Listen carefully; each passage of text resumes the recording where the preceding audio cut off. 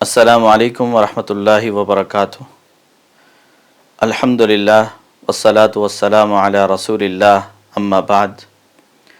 آج کی ہماری گفتگو پارہ نمبر 17 کے حوالے سے ہے، جس کا آغاز ان الفاظ کے ساتھ ہوتا ہے: اعوذ باللہ من الشیطان الرجیم، بسم اللہ الرحمن الرحیم۔ اقترب للناس حسابهم وهم فی غفلۃ معرضون، کہ لوگوں کے حساب کا وقت قریب آ گیا اور وہ غفلت میں منہ موڑے ہوئے ہیں۔ اور اس پارے کا اختتام ان الفاظ کے ساتھ ہوتا ہے: وَاعْتَصِمُوا بِاللَّهِ هُوَ مَوْلَاكُمْ فَنِعْمَ الْمَوْلَى وَنِعْمَ النَّصِيرُ، کہ اللہ کو مضبوط تھام لو، وہی تمہارا مالک ہے، اور کتنا ہی خوب مالک ہے اور کتنا ہی اچھا مددگار ہے۔ پارے کے آغاز میں لوگوں کی غفلت اور بے خبری کا تذکرہ، اور پارے کے اختتام پہ اللہ سے تعلق مضبوط بنانے کا تذکرہ میرے اور آپ کے لیے یہ پیغام رکھتا ہے کہ پہلے خود دین کی عظمت کو پہچانو، عمل کرو، پھر حکمت کے ساتھ، بصیرت کے ساتھ، اخلاص کے ساتھ، درد کے ساتھ، دعا اور تڑپ کے ساتھ میدان عمل میں نکلو، لوگوں کو خواب غفلت سے بیدار کرنے کے لیے نکلو، انبیاء کرام کی دعوت کو عام کرنے کے لیے نکلو۔ آئیے اس پارے کی روشنی میں دیکھتے ہیں کہ کس کس چیز کی طرف دعوت کو عام کرنا ہے۔ پہلی چیز جس کی دعوت پیش کرنی ہے، اللہ کی کتاب کے ساتھ تعلق کو مضبوط کرنے کی دعوت۔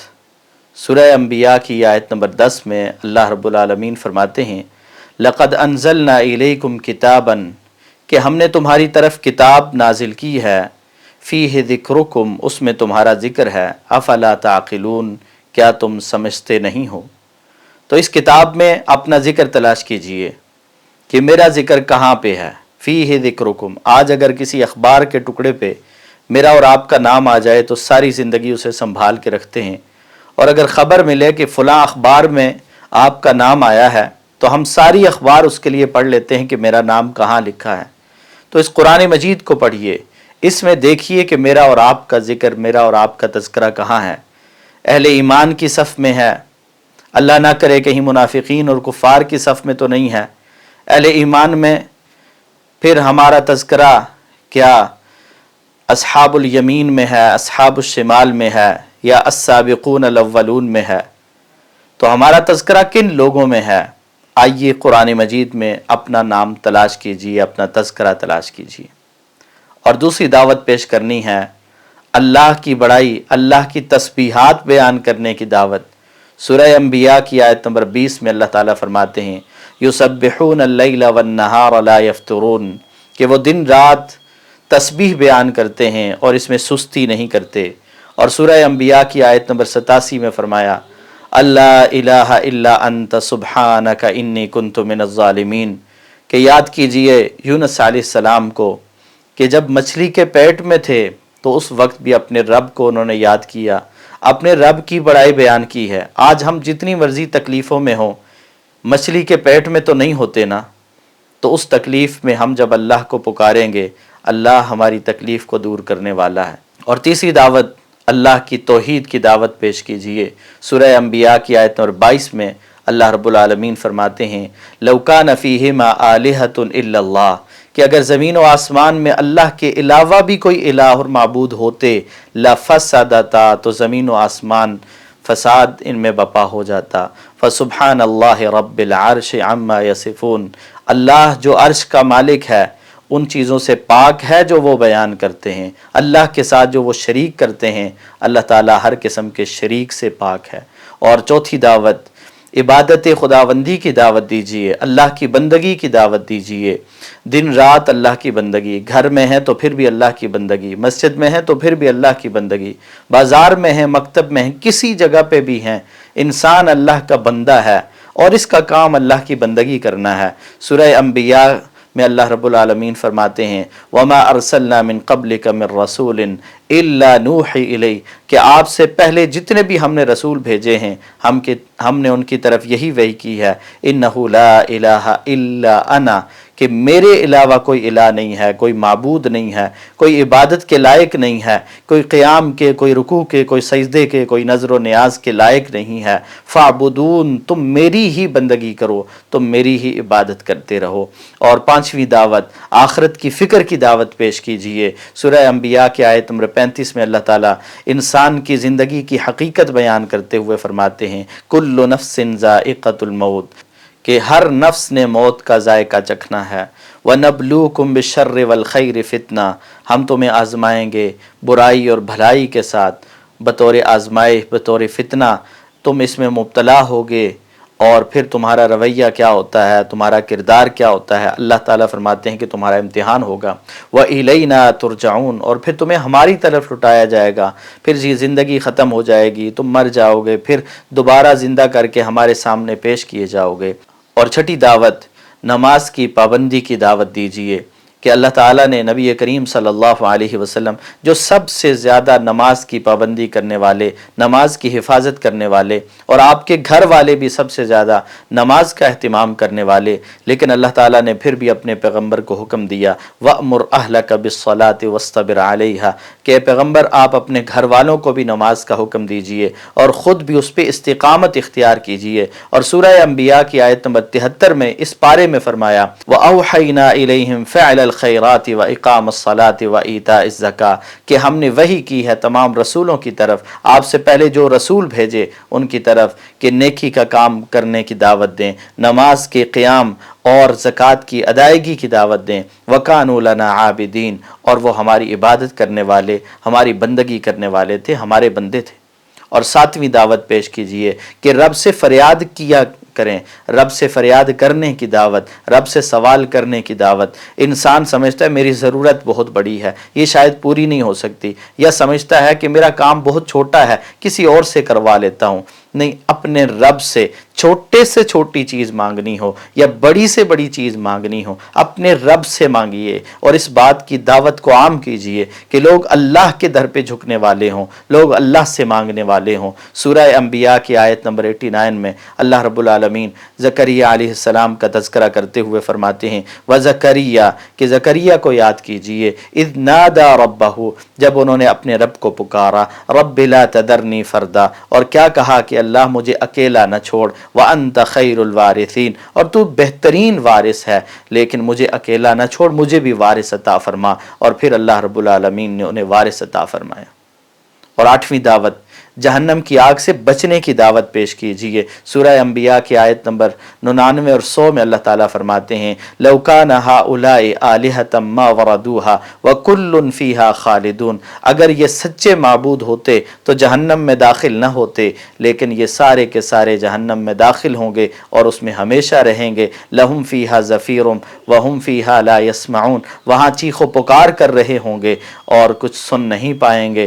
اس لیے جہنم کی آگ سے بچنے کی دعوت کہ اللہ نے قرآن میں یہ بھی کہا یا ایھا الذین آمنوا قوا انفسکم واہلیکم نارا، کہ ایمان والو اپنے آپ کو اور اپنے گھر والوں کو جہنم کی آگ سے بچا لو، وقودھا الناس والحجارہ، جس کا ایندھن انسان اور پتھر ہوں گے۔ اللہ اس آگ سے ہمیں محفوظ فرمائے۔ اور نویں دعوت حصول جنت کی فکر کی دعوت پیش کیجیے۔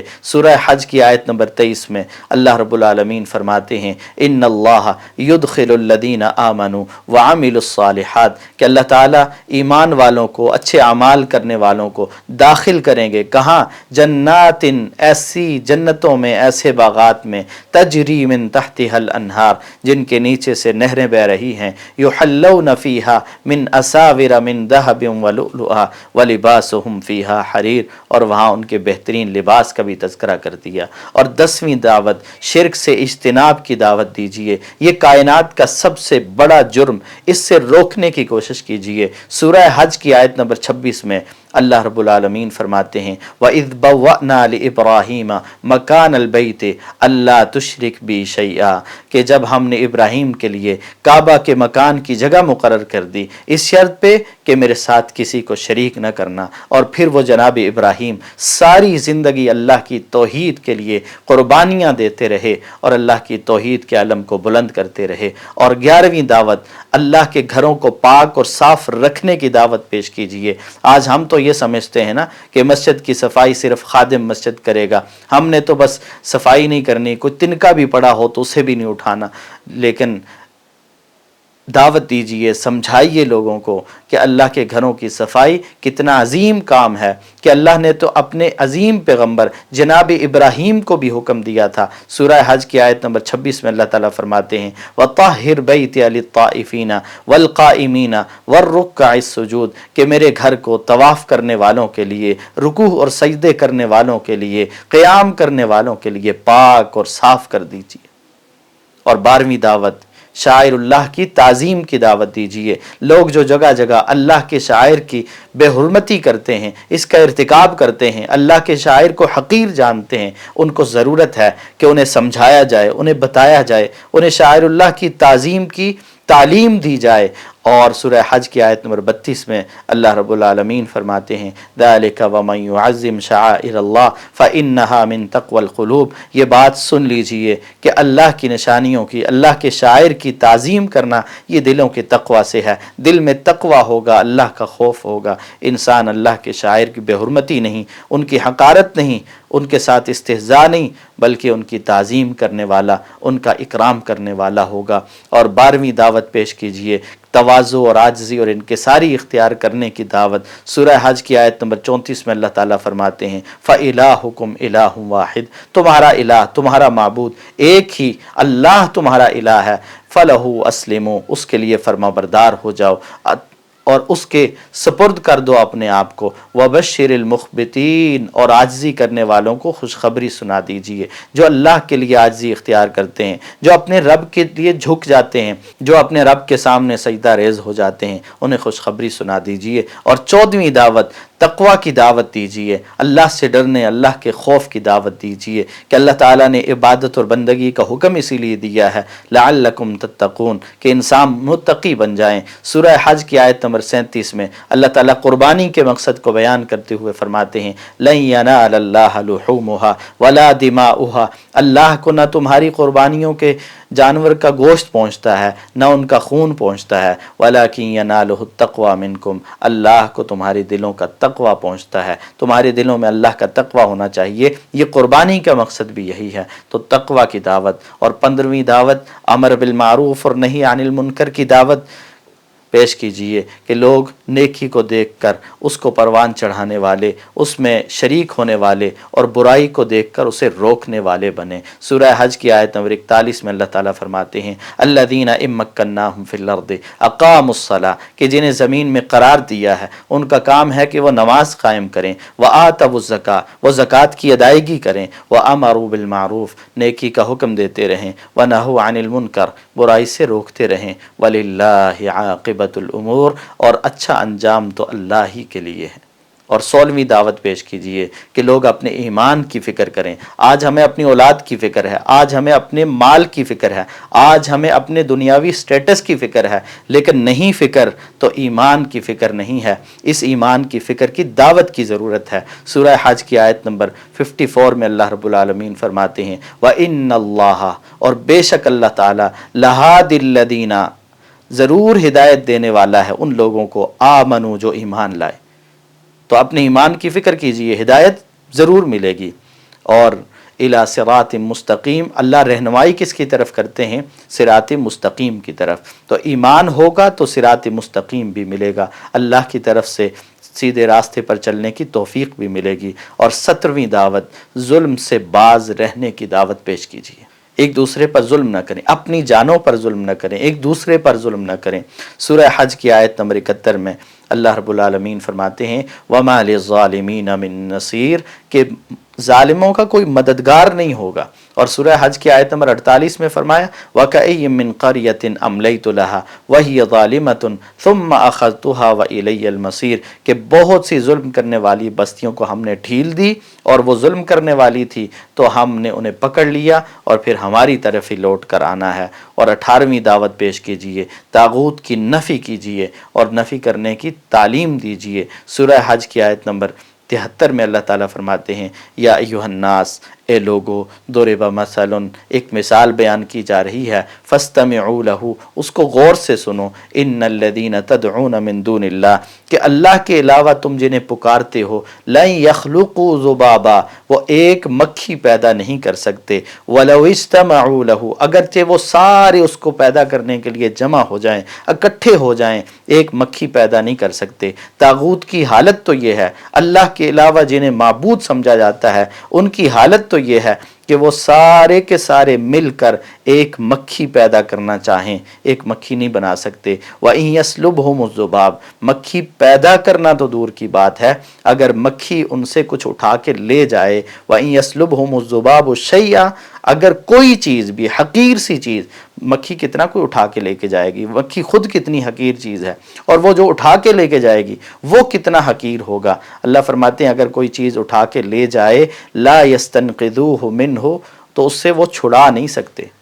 اللہ کے علاوہ جن جن کو معبود سمجھا جاتا ہے وہ سارے اکٹھے ہو گئے، مکھی پیدا کرنا چاہیں تو نہیں کر سکتے، اگر مکھی ان سے اٹھا کے کوئی چیز لے جائے تو اس سے واپس چھین نہیں سکتے، اس سے چھڑا نہیں سکتے۔ ضعف الطالب والمطلوب، اللہ فرماتے ہیں یہ مانگنے والا بھی اور جس سے مانگا جا رہا ہے بہت کمزور ہے۔ مانگنے والے کا عقیدہ اتنا کمزور ہو گیا، یہ تو مکڑی کے جالے سے بھی زیادہ کمزور ہو گیا ہے کہ یہ کائنات سے مانگتا ہے، کائنات کے خالق سے نہیں مانگتا، یہ کائنات پہ امیدیں رکھتا ہے، کائنات کے مالک پہ امیدیں نہیں رکھتا۔ اور اسی طرح 19ویں دعوت پیش کیجئے کہ اپنی عظمت کو پہچانے، یہ امت اپنی عظمت کو پہچانے کہ اللہ نے اس کا انتخاب کیا ہے، اللہ نے اسے چنا ہے، تو اس کی ذمہ داریاں بھی ہیں تاکہ اپنی ذمہ داریاں پوری کر سکے۔ سورہ حج کی آیت نمبر 75 میں اللہ رب العالمین فرماتے ہیں اللہ یستفی من الملائکۃ رسلا، کہ اللہ تعالیٰ فرشتوں میں سے انتخاب کرتا ہے اور اپنے قاصد بناتا ہے، اپنے رسول بناتا ہے، پیغام پہنچانے والے بناتا ہے۔ ومن الناس، اور لوگوں سے بھی، ان اللہ سمیع بصیر، بے شک اللہ تعالیٰ سننے والا دیکھنے والا ہے۔ اللہ تعالیٰ نے اگر مجھے دین کے لیے چن لیا ہے تو میرا کام، میری ذمہ داری یہ ہے میں اللہ کے دین کی دعوت میں اپنی ذمہ داری کو سمجھوں۔ اللہ نے اگر مجھے عظمت دی ہے دین کے لیے تو پھر اس کے ساتھ ساتھ ذمہ داریاں بھی ہیں، تو ان ذمہ داریوں کو پورا کرنے کے لیے اپنی عظمت کو سمجھیں اور پھر اسے جگہ جگہ ضائع نہ کریں۔ اور 20ویں دعوت جو پیش کرنی ہے، نیکی کو اختیار کرنے کی دعوت، کہ لوگ برائی بھی سامنے ہوتی ہے، اچھائی بھی سامنے ہوتی ہے، یہ موبائل ہے، فیس بک ہے، پتہ نہیں کیا کچھ ہے، ایک طرف برائی سامنے آ رہی ہوتی ہے، دوسری طرف اچھائی سامنے آ رہی ہوتی ہے، ہم کس کی طرف جاتے ہیں؟ اس بات کی تعلیم کی ضرورت ہے کہ ہم اچھائی کی طرف جائیں، لیکن ہم جاتے برائی کی طرف ہیں۔ آپ دیکھ لیں کبھی فیس بک کھول کے آپ بیٹھے ہوں، وہاں پہ اچھی چیزیں بھی آ رہی ہیں، بری چیزیں بھی آ رہی ہیں، اچھی چیز کو کوئی کلک نہیں کرتا، اچھی چیز کو کوئی سننے کو، شیئر کرنے کو تیار نہیں ہوتا، اور بری چیزیں ہیں کہ لمحوں میں پھیل جاتی ہیں۔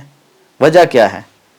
شاید ہم اس بات کو بھول گئے ہیں کہ ہم تو عظیم لوگ تھے، ہم تو کنتم خیر امت اخرجت للناس کا مصداق تھے، ہم کس راستے پہ چل پڑے ہیں؟ ہم برائی کی طرف کیوں جاتے ہیں؟ وہ تو گندی چیزوں کا کام ہوتا ہے، گندگی کی طرف جانا مکھی کا کام ہوتا ہے۔ انسان تو بڑا عظیم ہے، اور یہ امتی، یہ اپنے آپ کو امت محمدیہ کا فرد سمجھنے اور کہنے والا، اس کا تو کام ہی بڑا عظیم تھا، یہ تو ہمیشہ اچھائی کی طرف جاتا۔